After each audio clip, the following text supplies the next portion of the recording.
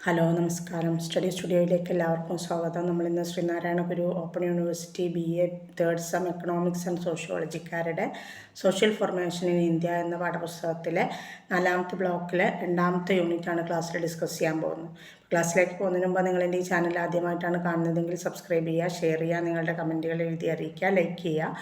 അതോടൊപ്പം തന്നെ മലയാളത്തിലുള്ള പെയ്ഡ് നോട്ട്സ് ഉണ്ട്. നോട്ട്സ് ആവശ്യമുള്ളവരുണ്ടെന്നാണെങ്കിൽ മുൻ വീഡിയോസിലൊക്കെ ഞാൻ എൻ്റെ വാട്സപ്പ് നമ്പർ കൊടുത്തിരുന്നു. ആ നമ്പറിൽ ബന്ധപ്പെടുകയാണെങ്കിൽ നിങ്ങൾക്ക് അതിൻ്റെ ഡീറ്റെയിൽസ് തരാം. ഓക്കെ, അപ്പോൾ നമുക്ക് ക്ലാസ്സിലേക്ക് പോകാം. 4ാമത്തെ ബ്ലോക്കിലെ 2ാമത്തെ യൂണിറ്റിൻ്റെ പേര് ഡീഇൻഡസ്ട്രിയലൈസേഷൻ എന്നാണ്. അതിലാദ്യം നമുക്ക് വരുന്നത് ബ്രിട്ടീഷ് ഭരണകാലത്ത് ഇന്ത്യയിലെ കൃഷിയുടെ വാണിജ്യവൽക്കരണ പ്രക്രിയയാണ്. നോക്കാം. ബ്രിട്ടീഷ് ഭരണകാലത്ത് ഇന്ത്യയിലെ കൃഷിയുടെ വാണിജ്യവൽക്കരണം ഒരു നിർണായക സാമൂഹിക മാറ്റമാണ് ഉണ്ടാക്കിയത്. ഇത് പ്രധാനമായിട്ടും 19ാം നൂറ്റാണ്ടിന് ശേഷമാണ് വേഗത ആർജിച്ചത്, അല്ലെങ്കിൽ വേഗത കിട്ടിയത് അതിന്. അത് മാത്രമല്ല, ഇത് 20ാം നൂറ്റാണ്ടിൽ ഇന്ത്യയിൽ നിലനിന്നിരുന്ന സംസ്കാരത്തെ തന്നെ മാറ്റിമറിച്ചു. ഇന്ത്യൻ കർഷകർ ഭക്ഷണത്തിന് ആവശ്യമുള്ളത് വിളവെടുത്തിരുന്ന രീതിയാണ് മുൻപേ ഉണ്ടായിരുന്നത്. പക്ഷേ ബ്രിട്ടീഷുകാർ അവരുടെ വാണിജ്യവൽക്കരിച്ച വിളകളുടെ ഉൽപ്പാദനത്തിലേക്ക് ഇന്ത്യൻ കർഷകരെ തള്ളിവിട്ടു. ഇത് ബ്രിട്ടീഷുകാർ കർഷകരെ ഭൂമിയിലെ മൂല്യത്തിനനുസരിച്ച് നികുതി അടക്കാൻ നിർബന്ധിക്കുകയും ചെയ്തു. ഇത് കർഷകരെ ബാങ്ക് വായ്പകളിലേക്ക് തള്ളിവിട്ടു. നികുതി അടക്കാൻ കഴിയാതെ വന്നപ്പോൾ കർഷകർ ബാങ്ക് വായ്പകളിലേക്ക് ഇറങ്ങി, അല്ലെങ്കിൽ അത് വാങ്ങിക്കാൻ അവരെ പ്രേരിപ്പിച്ചു. റെയിൽവേകളുടെയും റോഡുകളുടെയും വികസനം ഉണ്ടായെങ്കിലും ഇതിൻ്റെ എല്ലാം ഗുണഭോക്താക്കൾ ബ്രിട്ടീഷുകാരും അവരുടെ ഇടനിലക്കാരും മാത്രമായിരുന്നു. കർഷകർക്ക് അതുകൊണ്ട് യാതൊരു മെച്ചവും ഉണ്ടായില്ല. കർഷകർക്ക് മെച്ചമുണ്ടായിരുന്നില്ല. മാത്രമല്ല, ഈ കാലഘട്ടം മുതൽ കൃഷി ലാഭത്തിന് വേണ്ടിയിട്ട് ഉൽപ്പാദിപ്പിക്കുന്ന ഒരു വ്യവസായം എന്ന നിലയിലേക്ക് മാറുകയും ചെയ്തു. അതായത് പരമ്പരാഗത കാർഷിക സംവിധാനം പാടെ തകർന്നു. കർഷകർ ഭക്ഷ്യവിളകളിൽ നിന്ന് വാണിജ്യവിളകളിലേക്ക് ശ്രദ്ധ കൊടുത്തപ്പോൾ ഭക്ഷ്യക്ഷാമവും ശക്തമായി. കർഷക കുടുംബങ്ങൾ കടബാധ്യതയിലായി. മാത്രമല്ല, കർഷകരുടെ ഉൽപ്പാദന വിപണിയിൽ വില കുറഞ്ഞാൽ വലിയ നഷ്ടം നേരിടേണ്ടി വന്നതായിട്ടും ശ്രദ്ധയിൽപ്പെട്ടു. അതായത് അങ്ങനെ സംഭവിച്ചു. ഇത് അവരെ ബ്രിട്ടീഷ് ഉദ്യോഗസ്ഥരുടെ കീഴാളരാക്കി മാറ്റി. ഭക്ഷ്യക്ഷാമങ്ങൾ മൂലം അനേകായിരം ആളുകൾ മരണപ്പെട്ടു. മാത്രമല്ല, കൃഷിയുടെ വാണിജ്യവൽക്കരണത്തിൻ്റെ ഫലമായിട്ട് അനേകം കലാപങ്ങളും പ്രക്ഷോഭങ്ങളും വിവിധ ഭാഗങ്ങളിൽ നിന്ന് ഉയർന്നു വന്നു. വാണിജ്യവൽക്കരണം ഇന്ത്യയിലെ ആഗോള ആധുനിക വിപണികളിലേക്ക് കൊണ്ടുവന്നെങ്കിലും ഇത് കർഷകരുടെയും ഗ്രാമീണ സമ്പദ് വ്യവസ്ഥയുടെയും നാശത്തിനാണ് കാരണമായത്. ഈ പ്രക്രിയയുടെ ദോഷഫലം ഉയർന്ന ഭൂനികുതി, കുടിയേറ്റ വ്യവസ്ഥകൾ, കടബാധ്യത, ക്ഷാമം എന്നിവയായിരുന്നു. ഇനി നമുക്ക് ചോർച്ചാ സിദ്ധാന്തത്തെക്കുറിച്ചാണ്. എപ്പോഴും ചോദിക്കുന്ന ഒരു ചോദ്യമാണ് ചോർച്ചാ സിദ്ധാന്തം കേട്ടോ. ചോർച്ചാ സിദ്ധാന്തം എന്ന് പറയുന്നത് ബ്രിട്ടീഷ് ഭരണകാലത്തെ ഇന്ത്യൻ സമ്പദ്ഘടനയിൽ നിന്നുള്ള സമ്പത്തിൻ്റെയും സമ്പാദ്യത്തെയും പുറന്തള്ളലിനെ കുറിച്ചുള്ളൊരു സിദ്ധാന്തമാണ്. ഈ സിദ്ധാന്തം ആദ്യമായിട്ട് അവതരിപ്പിച്ചത് ദാദാഭായ് നവറോജിയാണ്. 1867 തൻ്റെ ഗ്രന്ഥമായ poverty and British rule in India എന്ന ഗ്രന്ഥത്തിൽ അദ്ദേഹം ചോർച്ചാ സിദ്ധാന്തത്തെക്കുറിച്ച് വിശദീകരിച്ചു. ഈ ചോർച്ചാ സിദ്ധാന്തത്തിൻ്റെ അടിസ്ഥാനങ്ങൾ എന്തൊക്കെയാണെന്ന് നോക്കാം. ബ്രിട്ടീഷ് അധിനിവേശ സാധനങ്ങൾക്കും സൈന്യത്തിനും ഭരണത്തിനും ചെലവഴിച്ച പണം ഇന്ത്യയിൽ നിന്ന് വേർതിരിച്ച് ബ്രിട്ടനിലേക്ക് കൊണ്ടുപോവുക എന്നതാണ്. മറ്റൊന്ന്, ഇന്ത്യയിൽ നിന്ന് നീലം, ചായ, കാപ്പി, മഞ്ഞൾ മുതലായ കയറ്റുമതി സാധനങ്ങൾ ബ്രിട്ടീഷ് വിപണിയിൽ വിറ്റ ശേഷം ലാഭം ഇന്ത്യയിൽ തിരിച്ചു കൊണ്ടുവരാതെ ബ്രിട്ടനിൽ തന്നെ നിർത്തി എന്നതാണ്. മറ്റൊന്ന്, ഇന്ത്യയിലെ പരമ്പരാഗത വ്യാപാര രീതിയെ പാടെ തകർത്തു.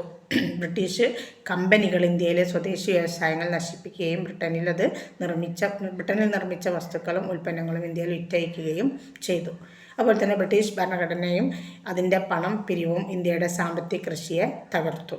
ഇന്ത്യയിലെ പ്രകൃതി വിഭവങ്ങളും മനുഷ്യ വിഭവങ്ങളും ബ്രിട്ടൻ്റെ സാമ്പത്തിക ലാഭത്തിന് വേണ്ടി ഉപയോഗപ്പെടുത്തി. ഇത് ഇന്ത്യയെ ദാരിദ്ര്യത്തിലേക്ക് തള്ളിവിട്ടു. ഇനി എന്തൊക്കെയാണ് ചോർച്ചാ സിദ്ധാന്തത്തിൻ്റെ ഫലങ്ങൾ എന്നാണ്. ബ്രിട്ടീഷ് സാമ്പത്തിക നയങ്ങൾ ഭക്ഷ്യക്ഷാമത്തിനും സാമ്പത്തിക ദാരിദ്ര്യത്തിനും കാരണമായി. രണ്ടാമത്, ഇന്ത്യയുടെ പരമ്പരാഗത വ്യവസായങ്ങൾ തകർന്നു. മൂന്നാമത്തത്, ദാദാഭായ് നവറോജി, RC ദത്ത്, ഗോഖലെ, തിലക് തുടങ്ങിയവരും അവരുടെ ഗ്രന്ഥങ്ങളും പ്രസംഗങ്ങളും സ്വാതന്ത്ര്യ സമരത്തിനുള്ള ബോധ്യത്തിൻ്റെ വളർച്ചയ്ക്ക് വഴിവെച്ചു. മറ്റൊന്ന്, ബ്രിട്ടീഷ് സാമ്പത്തിക ചൂഷണത്തിനെതിരെയുള്ള പ്രതിഷേധം ശക്തമായി. ഇത്രയാണ് അതിൻ്റെ ഫലങ്ങൾ കേട്ടോ. ഇനി നമുക്കിതിലടുത്ത് വരുന്നത് ഇന്ത്യയിലെ ബ്രിട്ടീഷ് ഭൂനികുതി സമ്പ്രദായങ്ങളുടെ സ്വാധീനമാണ്. ബ്രിട്ടീഷ് ഭരണകാലത്തിൽ ഇന്ത്യയിൽ നടപ്പിലാക്കിയ ഭൂനികുതി സമ്പ്രദായങ്ങൾ ഭാരതീയ കർഷകരുടെ സാമ്പത്തിക ജീവിതത്തിലും സാമൂഹിക സംവിധാനത്തിലുമൊക്കെ ആഴത്തിലുള്ള മാറ്റങ്ങൾ കൊണ്ടുവന്നു. 3 പ്രധാന നികുതി രീതികളാണ് അവർക്കുണ്ടായിരുന്നത്. ഒന്ന്, 1793 നടപ്പിലാക്കിയ ശാശ്വത ഭൂനികുതി വ്യവസ്ഥ. രണ്ടാമത്തത് 1820കളിൽ നടപ്പിലാക്കിയ റൈറ്റ് വാരി സമ്പ്രദായം. മൂന്നാമത്തത് 1833 നടപ്പിലാക്കിയ മഹൽവാരി സമ്പ്രദായം. ഇത് 3ആയിരുന്നു അവരുടെ നികുതി രീതികൾ. നമുക്കതിൽ ഓരോന്നും നോക്കണം. ആദ്യം ശാശ്വത ഭൂനികുതി വ്യവസ്ഥ 1793 ശാശ്വത ഭൂനികുതി വ്യവസ്ഥ, ജമീന്ദാരി സമ്പ്രദായം എന്നൊക്കെ പറയും കേട്ടോ. കോൺവാലിസ് പ്രഭു ബംഗാളിലും ബീഹാറിലും ഒറീസയിലുമാണിത് നടപ്പിലാക്കിയത്. ബ്രിട്ടീഷ് സർക്കാർ ജന്മിമാരെ ഭൂമിയുടെ ഉടമകളാക്കി പ്രഖ്യാപിച്ചു. നികുതി നിരക്ക് സ്ഥിരമായിട്ട് നിർവചിക്കുകയും അല്ലെങ്കിൽ നിശ്ചയിക്കുകയും ചെയ്തു. ഒരു ജമീന്ദാര് ഭരണകാലം മുഴുവൻ ഭൂമിയുടെ ഉടമയായിട്ട് മാറും ഈ ഒരു വ്യവസ്ഥയ്ക്ക് കീഴിൽ. ജന്മിമാർ അല്ലെങ്കിൽ ജമീന്ദാർമാർ ബാധ്യതയില്ലാത്ത ഭൂമിയുടെ ഉടമകളായിട്ട് മാറി കർഷകർ തീവ്രമായ കടബാധ്യതയിലും ആയിത്തീർന്നു. കർഷകർ ഉയർന്ന നികുതി വഹിക്കാൻ കഴിയാതെ ഭൂമി വിട്ടു പോകേണ്ട അവസ്ഥ വരെ ഉണ്ടായിട്ടുണ്ട്. ഭൂമി ജന്മിമാർ വാണിജ്യ ലാഭത്തിന് വേണ്ടി ഉപയോഗിച്ചു എന്നുള്ളതാണ് ഇതിൻ്റെ ഏറ്റവും മറ്റൊരു സവിശേഷത. ഇനി രണ്ടാമത്തെ ഒരു രീതിയാണ് റൈറ്റ് വാരി സമ്പ്രദായം എന്ന് പറയുന്നത്. തോമസ് മൺറോ മദ്രാസ്, ബോംബെ, ഡക്കാൻ എന്നീ പ്രദേശങ്ങളിൽ നടപ്പിലാക്കിയതാണ് ഇത് റൈറ്റ് വാരി സമ്പ്രദായം.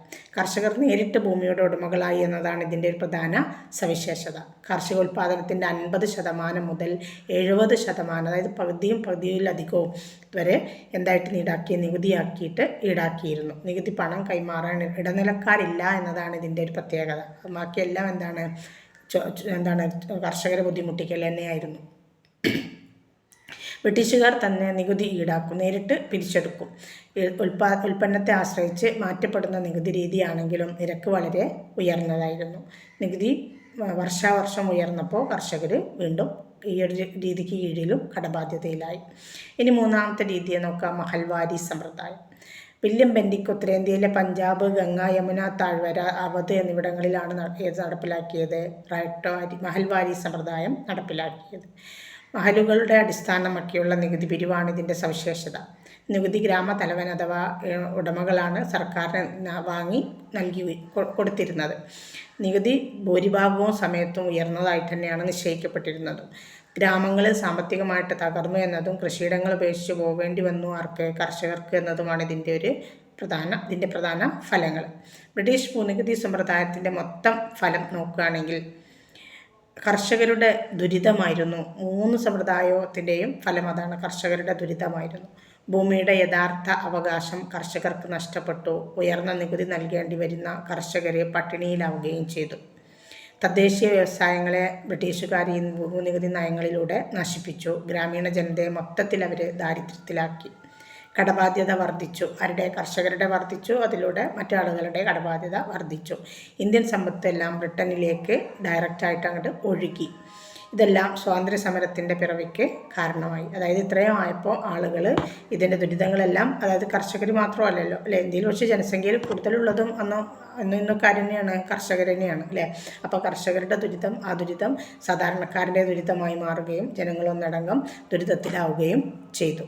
ഇതാണ് അവരുടെ ഭൂനികുതി നയങ്ങളും അതിൻ്റെ അനന്തരഫലങ്ങൾ. ഇത്രയുള്ള ഈ ഒരു യൂണിറ്റിൽ നമുക്ക് പഠിക്കാനായിട്ടുള്ളത്. Okay, thanks.